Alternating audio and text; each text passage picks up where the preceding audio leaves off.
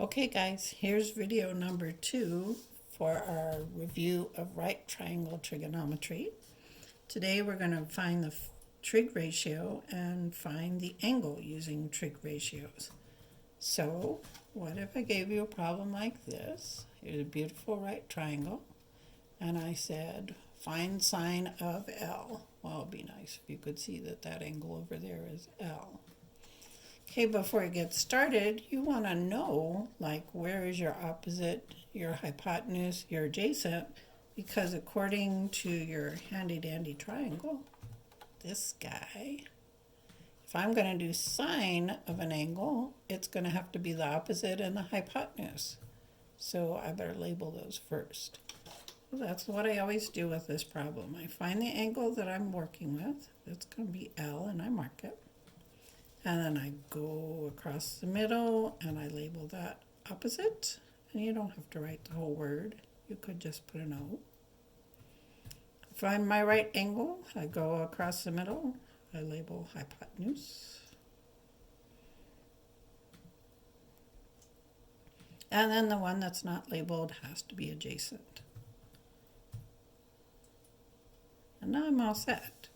If I want sine of L, what did I say it was? Oh, I'll look it up on my handy-dandy triangle.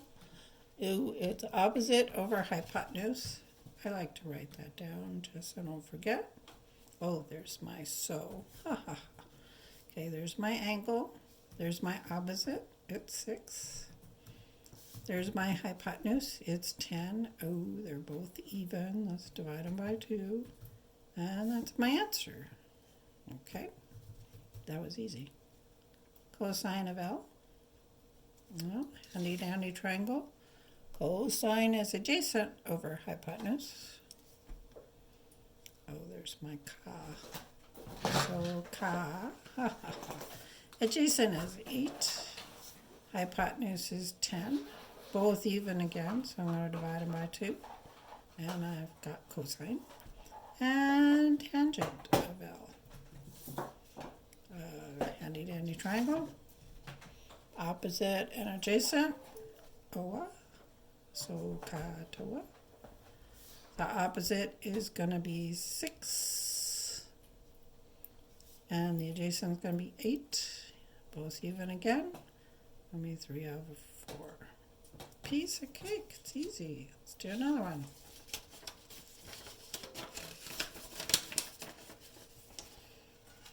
Okay, here's a triangle. Don't look at the next problem. Just wait for it, okay? I'm going to do sine of A, cosine of A, tangent of A. All nice and shaded in for me. I'm going to label my sides. So here's my angle. Across the middle is opposite. There's my right angle. Across the middle is a hypotenuse. And so this must be adjacent. Okay.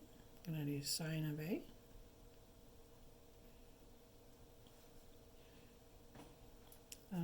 Handy-dandy triangle. Sine says opposite over hypotenuse.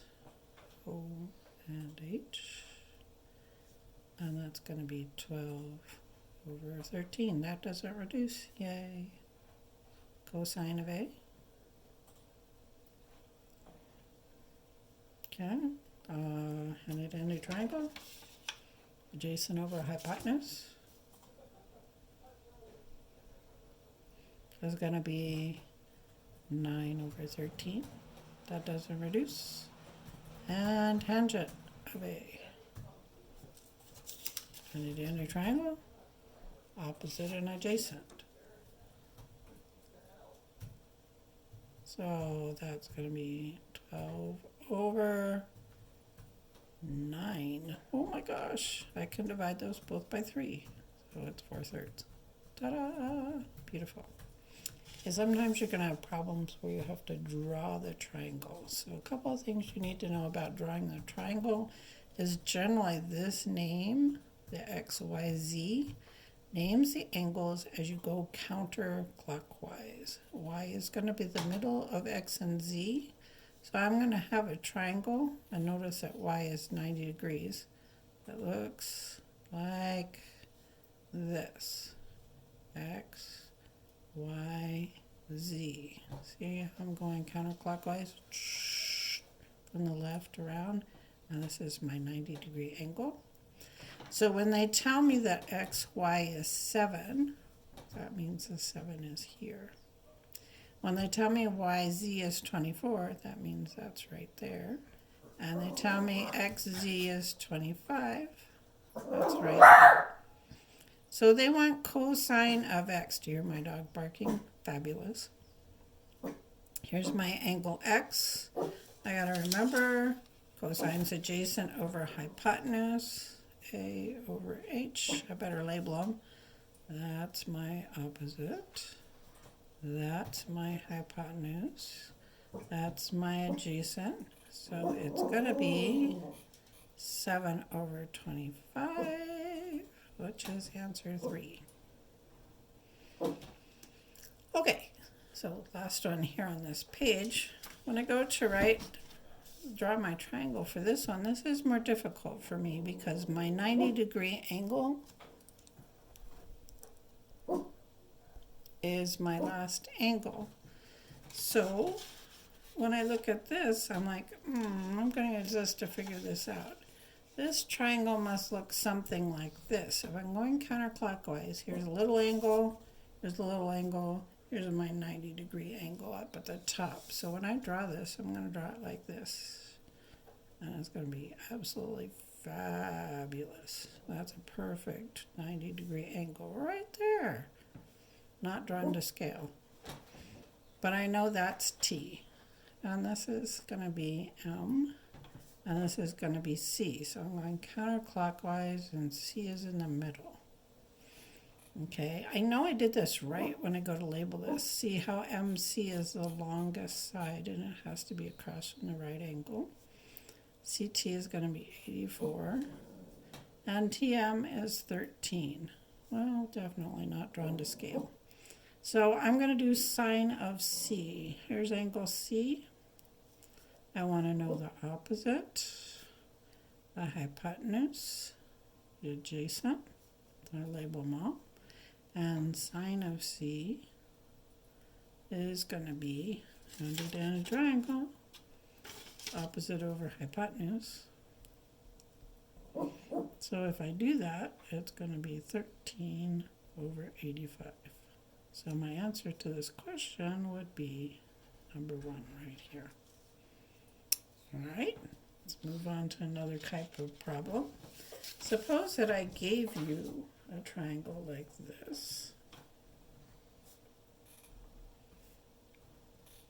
And I told you here's the 90-degree angle.